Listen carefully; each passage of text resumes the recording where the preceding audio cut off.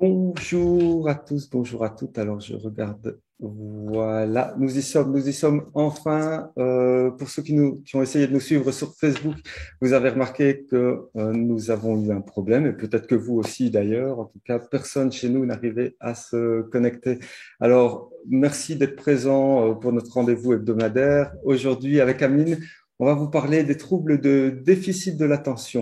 Alors, d'après les experts, les troubles de déficit de l'attention avec ou sans hyperactivité, qui sont connus sous le nom de TDAH, a probablement toujours existé.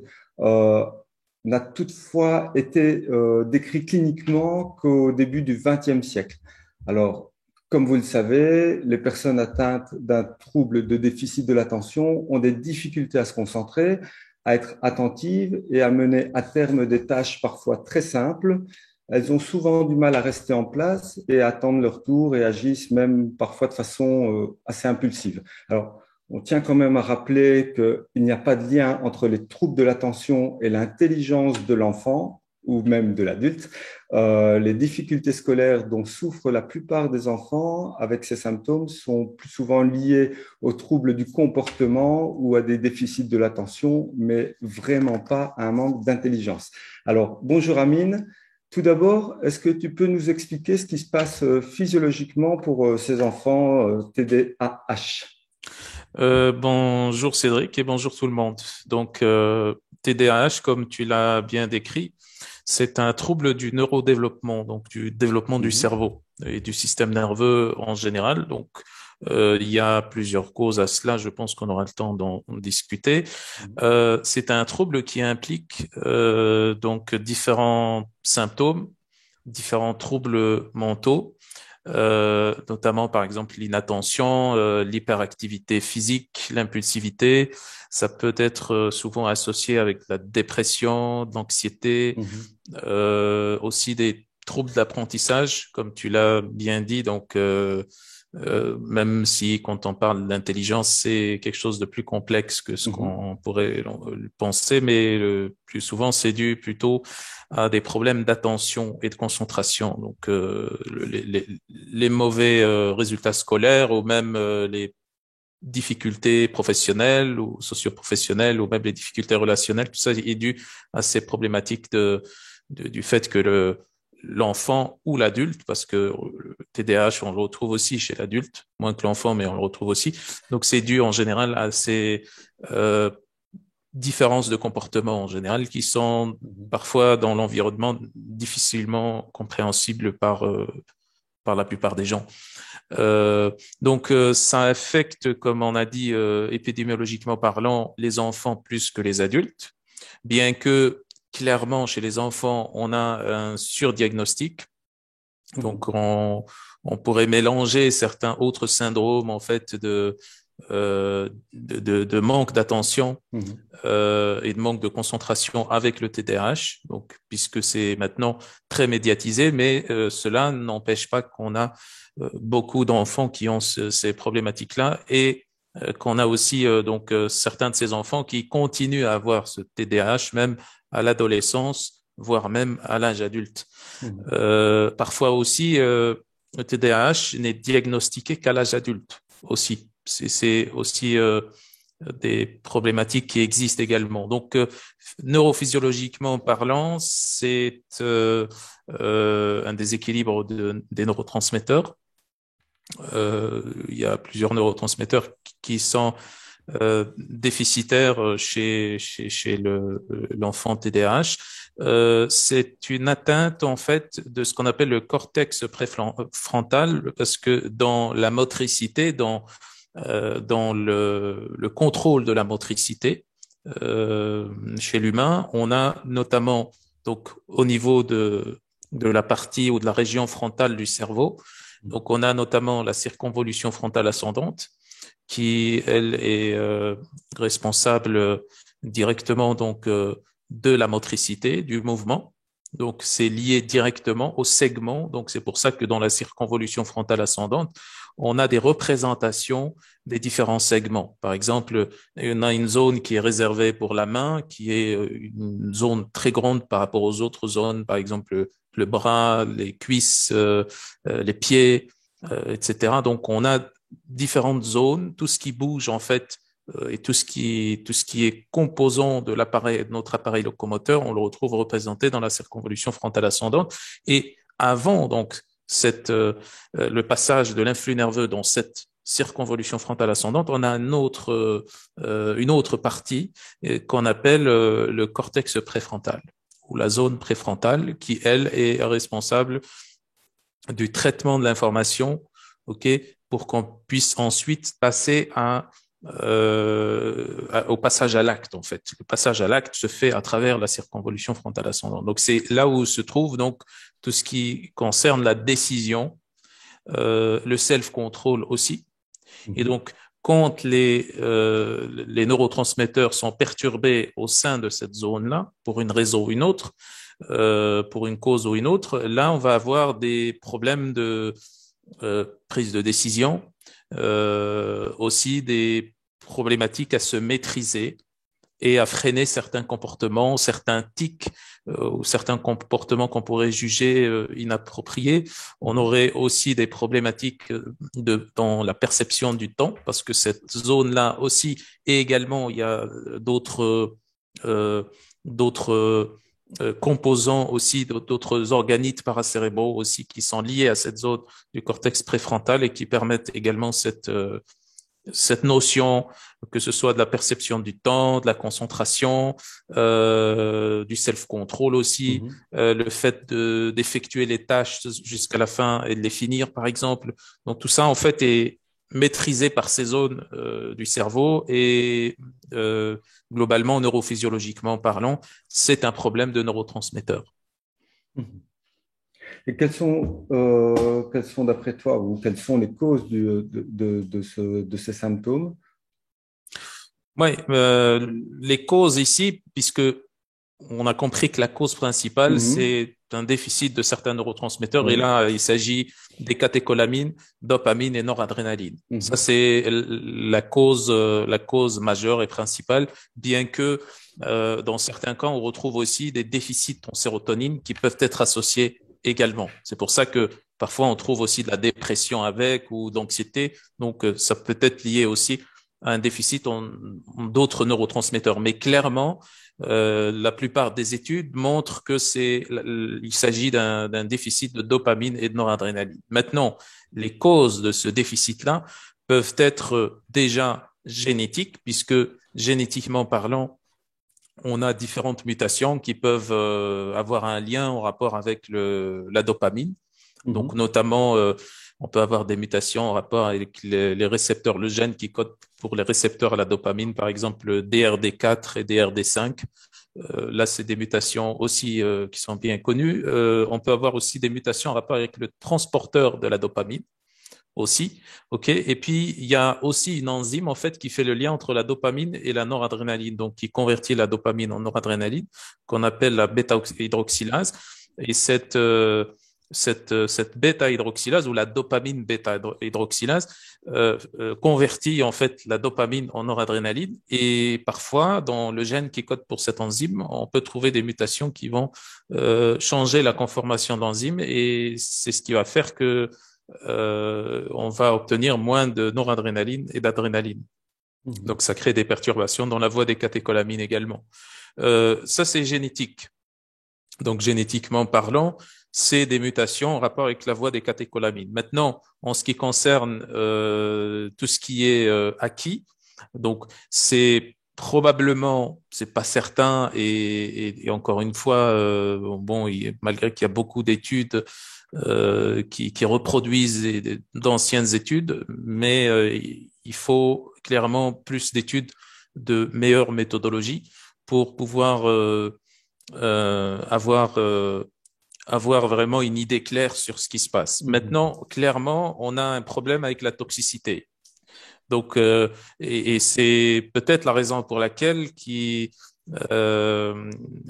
on a maintenant plus de TDAH Mhm. qu'auparavant, que les quelques dizaines d'années auparavant, dans le sens où notre alimentation a évolué, notre environnement tout entier a évolué, on a plus de pollution, pollution de l'air, pollution de l'eau, mais aussi, surtout, pollution de l'alimentation, puisque l'alimentation qui contient plus d'additifs, plus de colorants, plus de conservateurs et tout ça fait que donc ces toxines-là sont connues pour avoir des effets de perturbation sur les capacités cognitives et pour stimuler ou pour euh, présenter chez l'enfant des problématiques qui Mhm. ressembleraient à l'hyper activité Activité. ou du déficit de l'attention. Mhm. Ça, c'est connu. Maintenant, il y a quelques études qui relient directement ces problématiques de toxicité au TDAH, mais comme j'ai dit, on n'a pas des études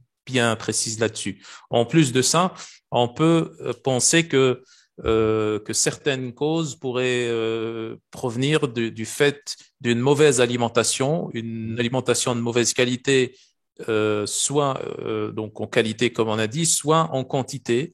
Donc une alimentation insuffisante en qualité et en quantité, qui pourrait également euh, induire des défauts de développement du système nerveux. Mhm. Et surtout, ici, on parle des enfants en bas âge. Donc, lorsque l'enfant de bas âge, voire même, In c'est une utero. hypothèse, ouais, Mhm. in utero, In mais utero. c'est une hypothèse ici, hein, Mhm. c'est pas encore confirmé, mais ce qui est le plus confirmé, c'est l'alimentation de l'enfant Mhm. de bas âge, lorsqu'il y a des déficits, des carences, etc. Ça produit aussi des troubles du développement qui pourraient conduire au TDAH. Pas que le TDAH, mais le TDAH est une possibilité également. D'autres études aussi parlent du fait que il pourrait y avoir aussi certaines complications qui sont dues soit donc à l'accouchement ou Mhm. même en post-accouchement, comme par exemple l'hypoxie, le manque d'oxygène en fait Mhm. pour au cours de l'accouchement ou L'enfant même bleu, des hein. infections, ouais, Le des bébé bleu, ouais. infections, c'est ça. Mhm. Aussi des infections qui peuvent atteindre le système nerveux aussi, qui peuvent Mhm. perturber le développement et produire aussi des dégâts au niveau du cerveau. Donc tout ça, en fait, c'est un complexe de causes. On ne sait pas exactement quelles sont précisément les causes pour chaque enfant. En tout cas, Mhm. ce qui est certain, c'est que chaque TDAH est différent de l'autre. Donc, Mhm. c'est en fonction des causes. Mais il existe des solutions, en tout cas. Alors, ben, enfin voilà, dans les différentes solutions pour expliquer un peu une partie de ma vie et de ma première vie, j'ai effectivement travaillé en tant que sophrologue hein, pendant 10 ans et j'ai accompagné beaucoup d'enfants justement qui avaient ce type de soucis-là ou qui étaient diagnostiqués comme ça. Et ce qui est intéressant, ou ce à quoi il faut faire attention aussi, c'est le diagnostic trop rapide. C'est-à-dire que moi, parfois, je voyais des enfants dans mon cabinet. Hein, je les prenais souvent le samedi matin ou le dimanche matin et je demandais aux parents de les amener sans leur médication. Parce que quand je voyais juste un enfant qui bougeait beaucoup, ça faisait pas forcément de lui un enfant qui avait des soucis. Mais quand je posais la question aux parents, tiens, est-ce que votre enfant joue? Est-ce qu'il fait du sport? Est-ce qu'il s'alimente de manière sucrée systématiquement? Je posais différentes questions et je m'apercevais que l'enfant n'avait pas spécifiquement un problème, mais c'est juste que son souci, c'était de ne pas sortir et que c'était pas un enfant qui avait de l'hyperactivité, mais c'était un enfant qui avait de l'activité, une activité qui avait envie de bouger. Donc, je pense que c'est vraiment quelque chose qui est aussi important. Et là où je mettais beaucoup, un point aussi, c'était de proposer l'ostéopathie à des enfants en bas âge dès la naissance, quand ils n'étaient pas sortis par voie naturelle. Et je pense que du coup, il y a beaucoup, enfin tu me confirmeras ou pas, il y a beaucoup de travail quand même à faire comme ça. Faut faire sortir les enfants, leur faire faire du sport. Et malheureusement, quand les enfants, par choix ou par conséquence, vivent dans un appartement et n'ont pas d'autre solution que de jouer dans leur chambre, c'est parfois difficile. Je ne sais pas ce que tu en penses, toi. Oui, oui, c'est parfait, hein, parce que le problème réellement, comme on a dit déjà, c'est qu'il y a déjà un surdiagnostic du Mhm. TDAH. Ça, c'est malgré que bon, il y en a beaucoup qui disent que c'est pas bien diagnostiqué et tout ça, mais c'est il y a quand même parmi les enfants qui sont étiquetés TDAH et même les Mhm. adultes, il y en a une partie qui ne sont pas TDAH et Mhm. qui ont juste besoin de bouger. Et comme tu l'as expliqué, oui, ils ont besoin de mouvement, ils ont besoin d'espace, ils ont besoin d'interaction sociale. On n'est pas tous uniformes, hein, on n'est pas tous, on n'a pas tous le même caractère, on bouge pas tous de la même façon. Donc c'est Mhm. clair qu'il y a des enfants qui sont plus actifs que d'autres, euh, ce qui est tout à fait normal. Donc ce que tu fais avec, ce que tu faisais avec les enfants, il est très bien avec, selon ce que tu m'avais expliqué, avec Mhm. les exercices et les techniques là que tu utilisais de sophrologie, qui sont en fait, c'est en quelque sorte de la sophrologie inversée en réalité, Oui. ce que tu me Oui, hein, disais. je peux Oui, très oui, bien expliquer parce que nous, on en a parlé en off. Ça fait bien de dire ça quand on fait un direct, hein, de dire qu'on en a parlé en off. Mais oui, effectivement, plutôt que de faire une séance de sophrologie où on demande directement à un enfant de fermer les yeux, moi, je faisais totalement le contraire. Je demandais à un enfant de bouger, de sautiller, de sauter et de s'arrêter pendant 3 secondes et de fermer les yeux pendant 3 secondes et juste se poser.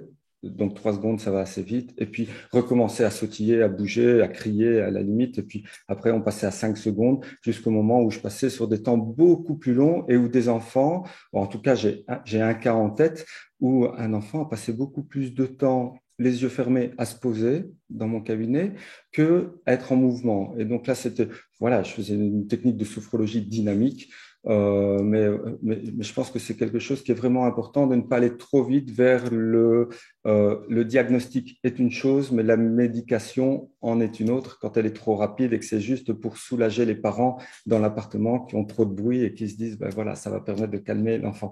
Alors, je voudrais savoir aussi ce que tu penses est-ce qu'il y a d'autres solutions nutritionnelles et voire micronutritionnelles? oui, clairement, il y a des solutions micronutritionnelles dans le sens où on a plusieurs essais cliniques Mhm, sur différents composants. Alors classiquement, c'est-à-dire pour éviter de faire des bilans micronutritionnels très lourds.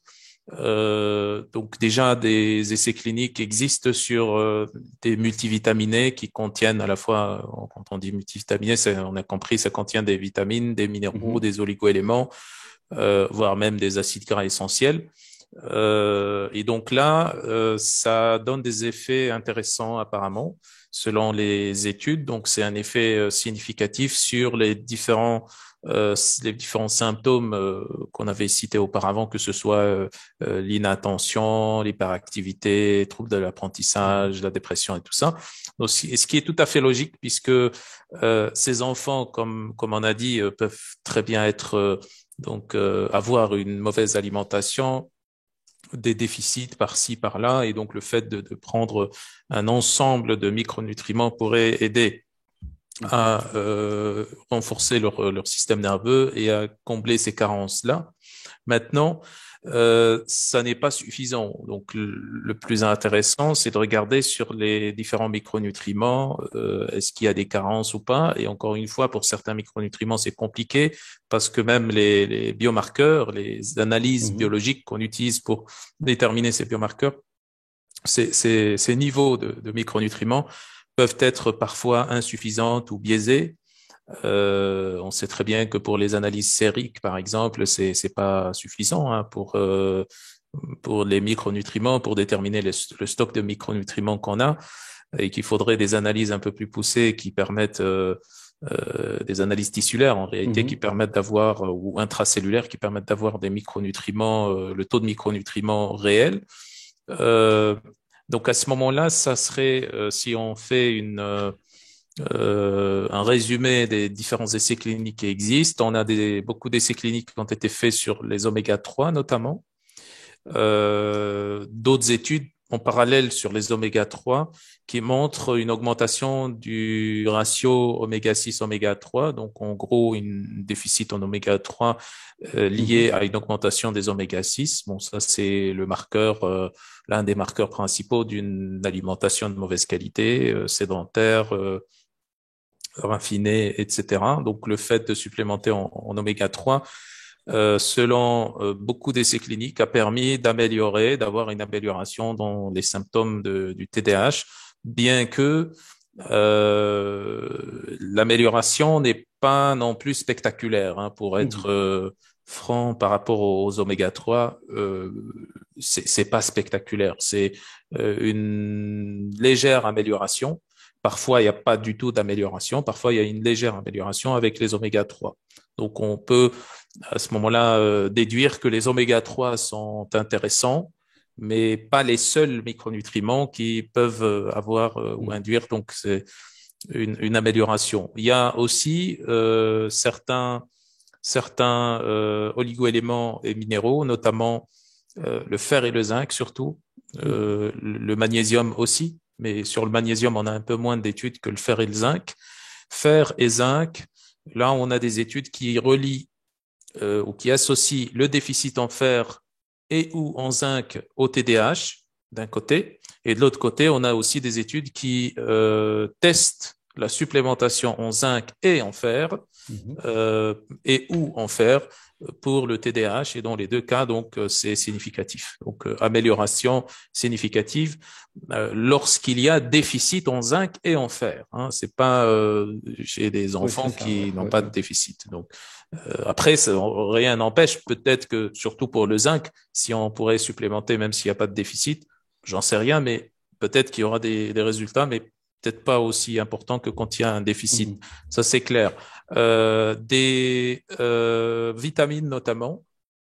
Donc, des vitamines ont été testées en essais cliniques aussi, surtout en mégadose, en tout cas en dose importante, notamment de la vitamine C, certaines vitamines du groupe B, donc la B3, B5, B6, mais les résultats ne sont pas concluants. Donc, enfin, il y a des essais cliniques, on peut toujours trouver des essais cliniques qui montrent qu'il y a des résultats intéressants et tout ça, mais quand on regarde la tendance générale avec le nombre d'essais cliniques qui montrent qu'il y a des effets et les autres essais cliniques qui montrent qu'il n'y a pas d'effet. Donc, clairement, on peut tirer une conclusion que c'est pas intéressant comme approche par rapport à ces vitamines-là, bien que ça pourrait être contre-intuitif puisque les vitamines du groupe B, notamment, interviennent aussi dans le développement du cerveau, dans le fonctionnement du cerveau, etc.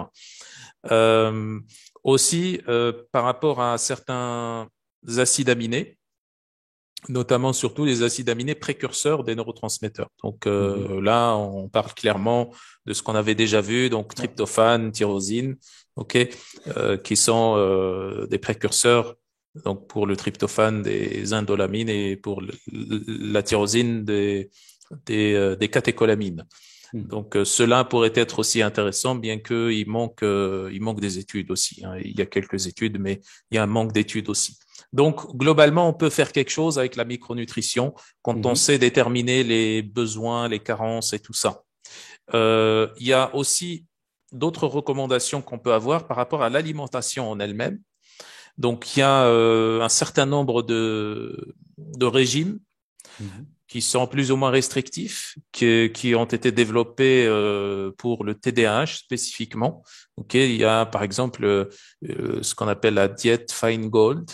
La diète Feingold repose sur le fait de sélectionner que des aliments qui contiennent pas de salicylate. Salicylate, l'acide salicylique, c'est ce qu'on trouve dans l'aspirine. Donc le fameux médicament, et puis on peut les retrouver aussi dans certains aliments naturellement, et puis aussi dans des additifs comme des additifs, et donc il y a des diètes comme ça qui sont sans salicylate, sauf que le problème avec ces diètes, c'est qu'elles sont extrêmement restrictives. Donc là on commence à taper dans les fruits, dans les légumes, dans les graines. Donc, ça devient trop restrictif. Donc, Là, je parle spécialement, par exemple, de la diète Feingold, qui est Mhm. assez connue.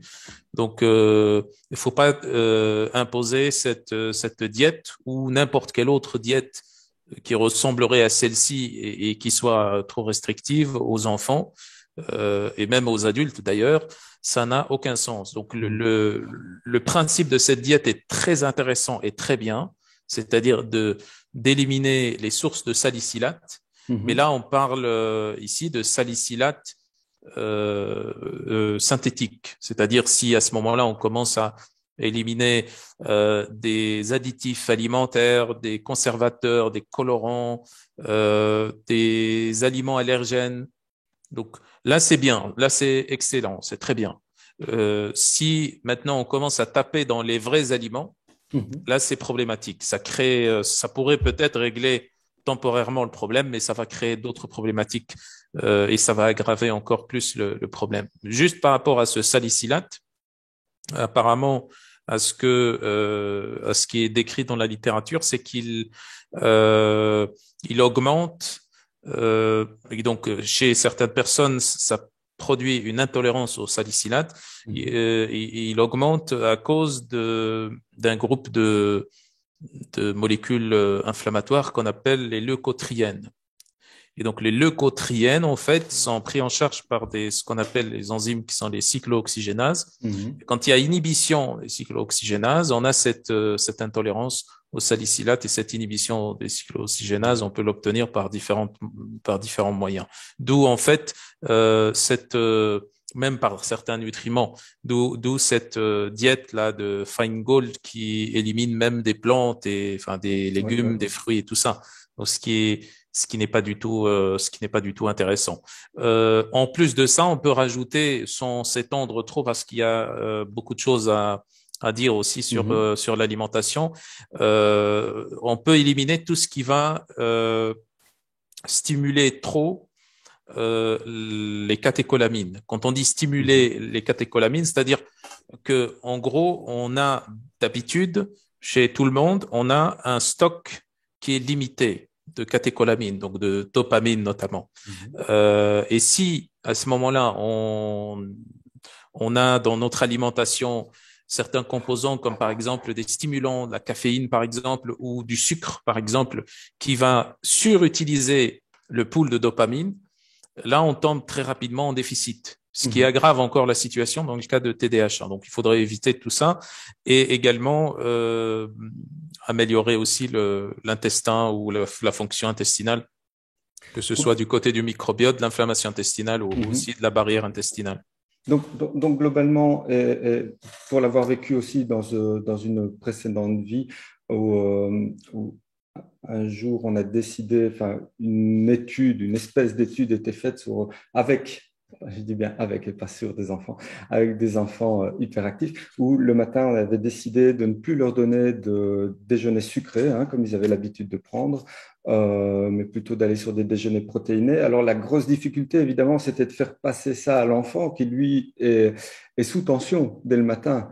Et quand on change leur déjeuner, on s'est aperçu très rapidement, par contre, que la journée se passait beaucoup mieux parce qu'on mettait des petits déjeuners protéinés et on limitait vraiment, réellement le sucre. Parce que c'est vrai que, enfin, dis-moi, donne-moi un peu ton avis, mais j'ai l'impression que autant qu'il peut y avoir des gens qui aiment le sucre, autant que les enfants qui ont ça, c'est pas qu'ils aiment le sucre, c'est qu'ils en raffolent et qu'ils ont besoin de leur carburant pour la journée, j'ai l'impression, et pour chaque minute même. Donc, j'ai vraiment l'impression que ce sont ce qu'on appelle des bouches à sucre. Et donc, de fait, ils alimentent justement toute cette chaîne de comportement qu'il peut y avoir après. On est OK avec ça, si en changeant le petit déjeuner déjà, moi c'est en tout cas ce que je demandais quand je voyais mes petits patients, mes petits bouts en sophro, je demandais aux parents de changer le petit déjeuner quand il n'était pas pris à l'école et que le petit déjeuner était imposé à l'école, donc sucré.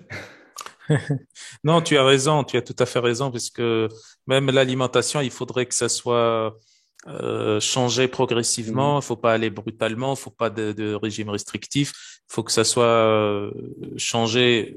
Et c'est en fait l'alimentation, en fait, surtout avec les enfants, et même d'ailleurs avec les adultes, c'est une négociation permanente, en fait. Mhm. Euh, Tu manges ça, je te donne ça. Tu manges ça, tu auras ça. Tu fais pas ça, tu n'auras pas ça. C'est une négociation permanente en réalité, surtout avec les enfants, mais aussi avec les adultes, parce qu'il y a des adultes qui ressemblent aussi, qui ont un peu la mentalité des enfants. Ouais, un jour, je vous expliquerai comment j'ai fait avec ma fille pour qu'elle arrête de manger du Nutella au moins une semaine sur deux, la semaine où elle était avec moi, sans trop de difficultés. Ça, c'est encore une autre histoire. Eh bien, Amine, merci pour toutes ces explications. On va tâcher maintenant de remettre cette vidéo sur Facebook. Pour ceux qui ont l'habitude de nous voir sur Facebook, nous voilà. En tout cas, elle est sur ta page YouTube. Tu peux peut-être rappeler l'adresse de ta page YouTube. Orthodiète. Voilà. Et elle sera également sur donc Orthodiète et elle sera également sur la mienne, donc Cédric Lapeau, Nutrilogix. Vous retrouverez toutes les vidéos que vous voyez ici et que vous voyez d'habitude également sur Facebook. Je vous souhaite une très belle soirée à tous et à toutes. Prenez soin de vous, prenez soin de ceux que vous aimez. Amine, merci, à très bientôt. Merci Cédric, à très bientôt.